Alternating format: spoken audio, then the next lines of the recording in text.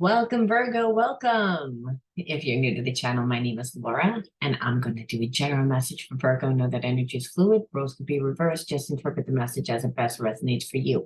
If you are not a Virgo and you are interested in listening to any other zodiacs, check out my Psychic Soul Healer page. You can find that link along with a lot of other important links in the description box below.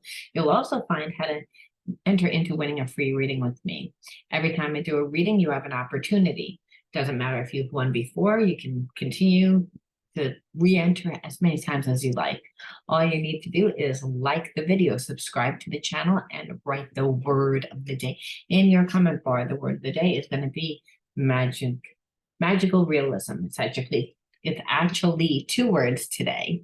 So you're going to write that word in your comment bar, and you'll know if I chose you, if I wrote the word winner underneath your comment. If I did, you and I will just correspond back on YouTube where we're talking to figure out the best day and time. And don't worry about having to find the link, because the day that we decide, I will post that link right where we have been corresponding back and forth. All right, always like to put that out there. For those of you that are new, this is a soul healer page. Even though it's not called the Psychic Soul Healer page, my style readings are about looking at the shadow aspects of ourselves, parts of ourselves that we need to integrate. So we look at the childhood wounds, the inner child wounds, we look at the shadows, we look at the triggers and how those triggers play out within your situation with your person or within your job situation.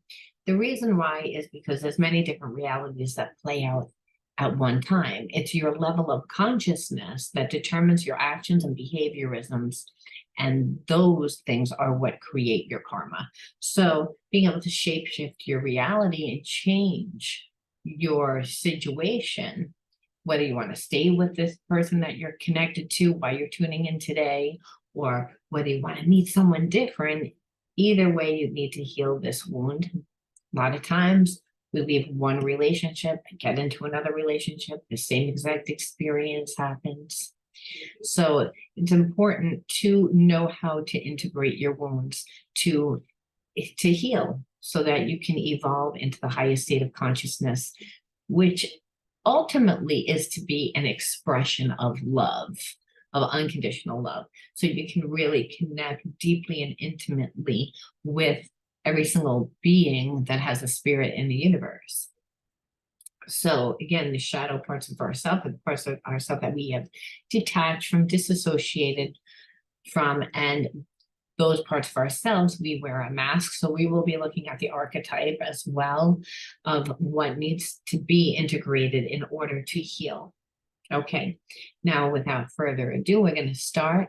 Virgo, this message is going to be for you and any cross watcher that is tapped into a Virgo. We are going to look at Virgo's wound first, and then we are going to look at your person's inner child wounds first. Now, our inner child wounds a lot of times will tell us why we're born into certain families. They teach certain karmic lessons, and certain karmic lessons that we need to learn, we also get through a soul's mate. A lot of times that mirror lessons that we didn't learn from growing up in certain environments. So certain family dynamics is what I'm feeling. That family dynamic could be that you were the black sheep. You were the different one, feeling different. So maybe you connect to someone else on a deep, intimate level where they also understand why you are the way that you are, without you saying it. Okay, neglect. So the inner wound is that for you. Neglect could be just your emotional needs weren't looked after, but a lot of times neglect really has to do with parents that are just so overwhelmed with their own problems and issues that they couldn't take care of you appropriately. So the basic needs. So maybe you didn't get lunch every day. Maybe, again, you didn't have enough money for certain things for school. So it felt like neglect. But unfortunately, when you have a inner child wound of neglect, it shows up as lack within your life. Like there's not enough. I'm not good enough. There isn't enough. And it's because there's a disbelief in oneself. There's a part of you that doesn't know who you are, why you're here, why you went through those experiences. A lot of times trauma will create that, obviously, because we're so busy trying to figure out why certain things happened, especially when there's neglect from a mother or father or someone that's supposed to symbolize support, right? It's almost like a mind an F word. I was going to say, use the F bomb word, like it's twist your mind. Like we get stuck in that because then we perceive that if our parents can do that, then that the world will do that, right? Where really the world does do that. It's not up to the world to come and give us what we need. It's up to us to give what we need. But if you grew up in an environment where your parents struggled, and then you're afraid to ask because you don't want to create more trauma or stress to your family. But in the end, you don't get what you need. So we can see how you could enter into a relationship over giving. If you didn't feel like you got enough, you would actually overextend. So we do this subconsciously as a way of showing people how we like to be loved. We all have our own love language. So when you're with someone and you watch how they love, so there are some people that buy gifts and they don't show any emotion. They're not good with emotion. There are other people that show so much emotion and they express how they feel and they're just comfortable with the expression. So again, neglect could also be, well, I didn't get what I needed on an emotional level. Maybe I had food, but I didn't have the nurturing. I didn't feel like I was able to unfold properly. And everyone has their own unique unfoldment process. Is how we find our identity, is how we find our own unique individuality, what our passions are, what our desires, what makes us unique. What we are stuck in is lack. And then that means we're only looking at what's not working in our life. But we can see how an inner child wound is created. Now we're going to look at your persons. Nurturance, funny, look at this. It's like this person was also taught to give, to be a nurturer. They got their love from giving and doing, and that's their personality. So you may be connected to someone now, you can have to flip the roles. You may say, well, no, I feel like I'm the nurturer. So a nurturer of someone that get neglect, right? Is a healer that needs healing, is a wounded healer, we call that. So you may be someone that always recreates that experience where you're the one that's giving and you don't get anything in return. I also feel, like I said, you could feel as if you got neglected and that's why, but you're connected to someone that also is the nurturer, the healer of the family. So that happens a lot of times because the family is not strong. Everyone plays a role in the family dynamic. And someone the most neglected winds up always being the healer because there's a sense of not being loved and wanting to be accepted. So overgiving. I also feel like you're connected to someone that just was very smart and they used to take control. So as a child, they just used to step into that role of being the fixer, of being the one that's nurturing the parent almost. So we're conditioned in a young age. So we can see why like goes to like. If we're nurturing our parents because the parents don't feel safe, and they don't feel safe because of their own choices, so they have a hard time creating financial abundance. They're not in healthy, balanced relationships. Maybe they're a single parent and they're being conditioned by the world to be told that they're not enough, that they won't make enough. Their life experiences are telling them that. It's a real root chakra imbalance. So if we're brought up in a family dynamic like this, we can see why we would want to give and give of ourselves. The problem is that is a survival mechanism in childhood, but it creates a shadow.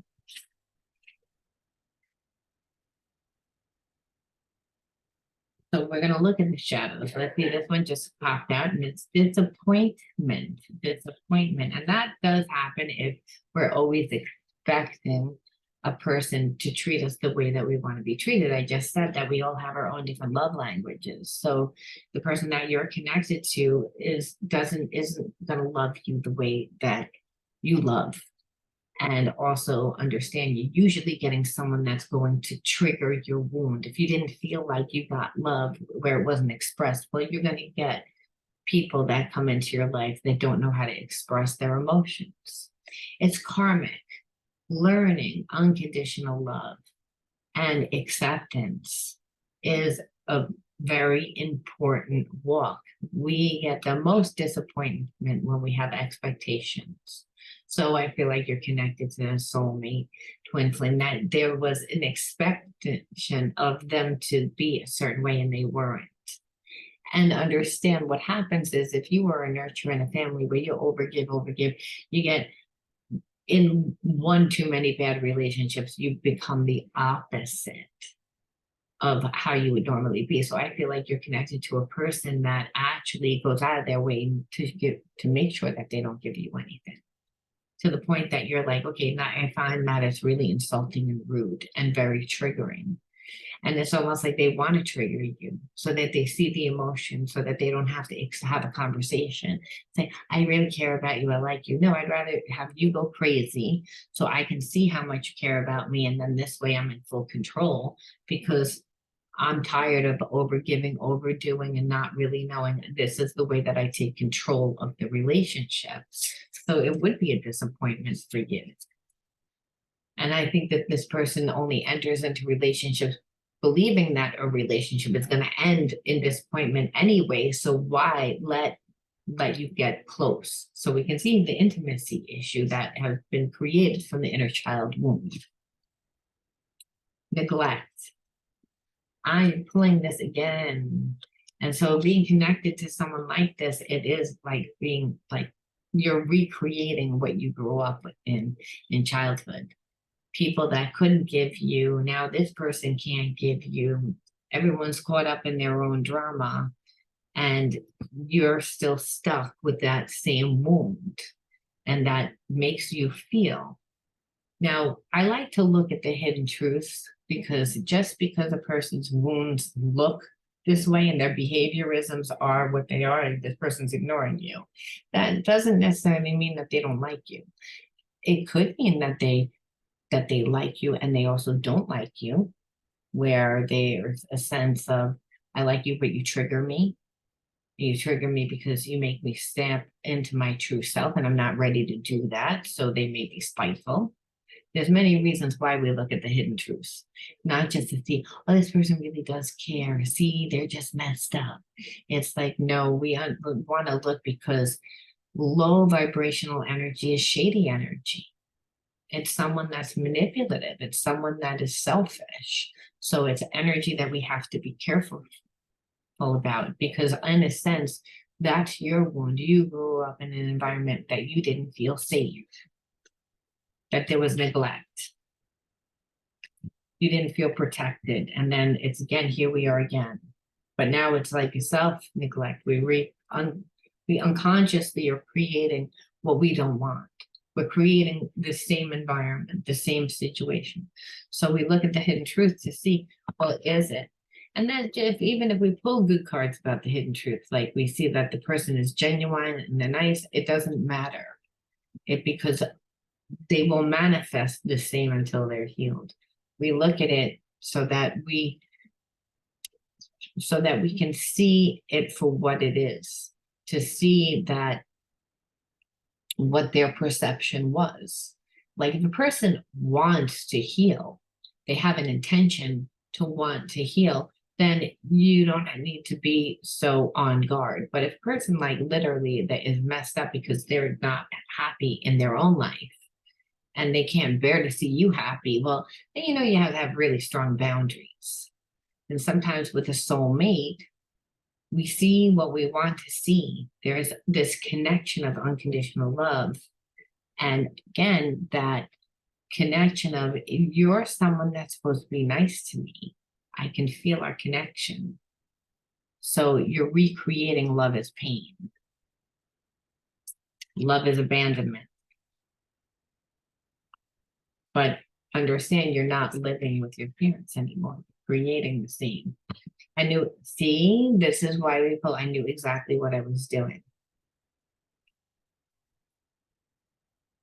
They know because it was all about their ego. They're very selfish, so you have to be careful.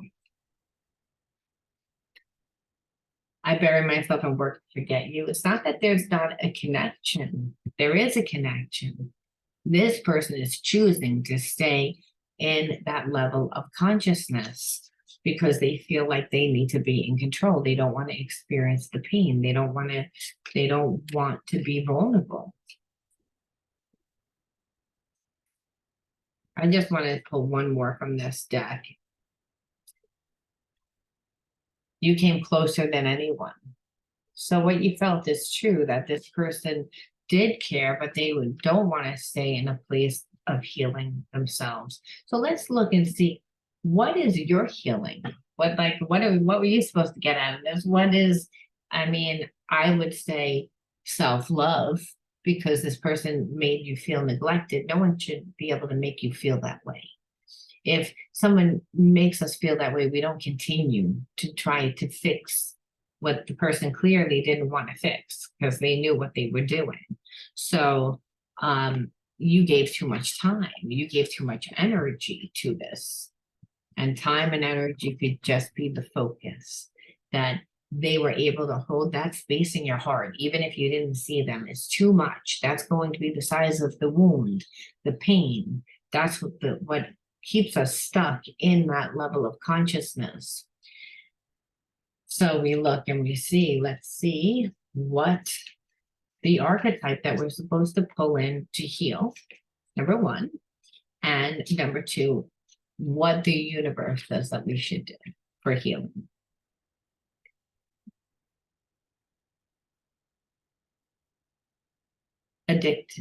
Addicted. So see, it's funny. This to me, what I'm feeling is that this person was almost, because there was such a strong chemistry, there was such strong connection, soul connection, and soul connections, they're meant to teach. Persons come into your life to teach you, to show you something about yourself. So it's a divine connection, but there's a lot of passion. And there's that instantaneous familiarity that the person just feels like home. You recognize them from a past life. So it's almost addictive. So Spirit's saying, it's again, you gave too much time. It's like, helps you to recognize and confront addictive behaviors. So the addiction is that this person was going to give you something that you didn't have. And that was the emotional support. You felt neglected growing up. For whatever reason, that was your wound. So on an unconscious level, you go to people that are emotionally not available. And this person is mean. They need healing. So they would deliberately, and it even said it there, that the person would deliberately not give you because they wanted to see you like in pain. And so a person that loves you but wants to see you in pain, sees you weaker, sees you, that's because they need healing. So this person would continually get triggered by you. So it's not a sense that they don't care about you. They do care about you, but they want to be vulnerable. And being in a relationship, it's about vulnerability. You have to let person get close to you and not, you know, where it's one-sided. I believe that this person has addictive behaviors also in order to stay this way. This same wound, right? So your wound plays out as, I always get people that don't give me the emotional support and really support me and care about me, where I feel like they're here for the long haul. They really want to get to know me. It's a real like relationship. I feel like I don't get that. I feel like I get people that come into my life and they act like that, and then they just neglect me. They don't give me anything, that they ignore me. They don't give me enough. They make me feel the same way that I felt growing up. It's the same environment. I've recreated the same environment. So, and what Spirit's saying is like, yes, because there's a sense of inadequacy because of it. Because every time you get disappointed, you look at your life as if there's something wrong with it, when really there's nothing wrong with your life. The fact that you're looking at yourself like there's something wrong with you because that there wasn't support, those tapes are still running in your head. Go out into the world and find yourself, become yourself, because the amount of time you put towards this person or how much energy you put towards this person is why, again, there's disappointment, because there's nothing. And this person doesn't want to change. When we have free will, it doesn't mean that they don't feel that you're a soulmate. They do, but they only want it their way. And you would be recreating the same exact experience that you grew up in, which is it was me giving and healing my family, and me never getting, me putting myself out there and always then feeling neglected when it came to my needs. And it's because this person has been hurt too many times. So their way of being in a relationship is just to be in a one-sided relationship. And I know that that's an ugly story, but I don't get to pick the cards, and it's soul wounds. So soul wounds come out as shady behaviors, selfish behaviorisms, addictive behaviorisms, obsessive behaviorisms, behaviorisms that lead to destruction, to pain, to suffering. That's what this story is about. And it's all because there was a child's wound. So the universe tells us how do we deal with this? Like, aside from, healing that second chakra through, again, creating ourselves, through putting the energy into ourselves, through loving ourselves. What was the universe? Is the calm. I breathe, live, and grow the light within me. I do one thing at a time and focus on the present moment. I cast off my doubts, all fears dissipates, and I find peace in my being. I think I need stronger glasses. And so what this is saying is that you're always co-creating with God and the universe. You are to become the energy of unconditional love.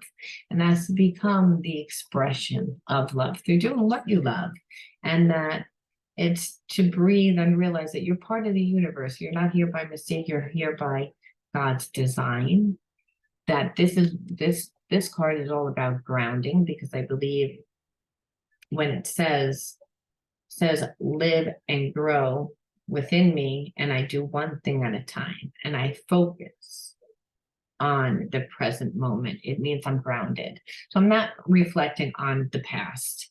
You have to let go of the past.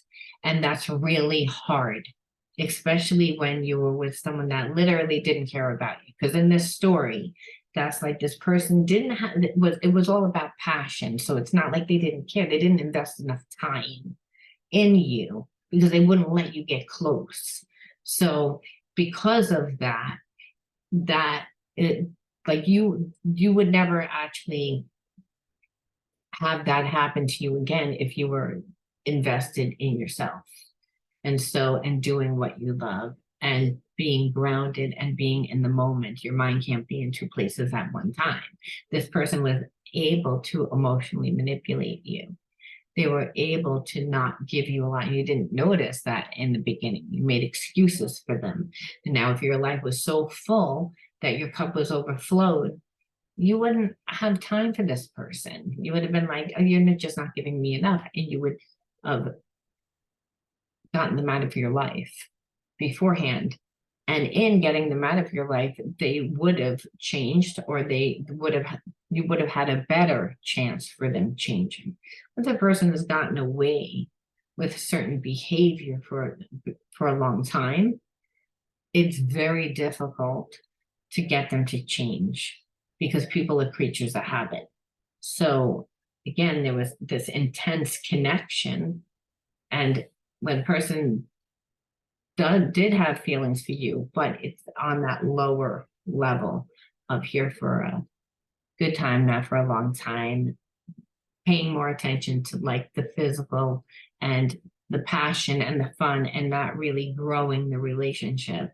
And that's how they entered. And that's, so a person that's selfish is going to always make you feel neglectful. So we heal that through, again, getting in the calm, connecting to your higher self through doing what you love, actually connects you to other people. So you'll be filling your cup up.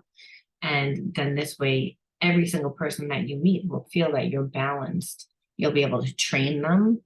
And when I say train, that sounds so mean, but you'll be able to teach them how you want to be treated by how much you give them, because you won't always be there. You won't be so close up to the picture, where, because they're your only source of passion.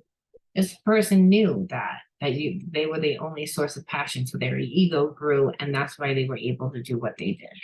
So I'm going to leave that there, Virgo. I hope that you learned, and I hope that you heal. And until next time, be true to you. I'll see you all soon. Bye.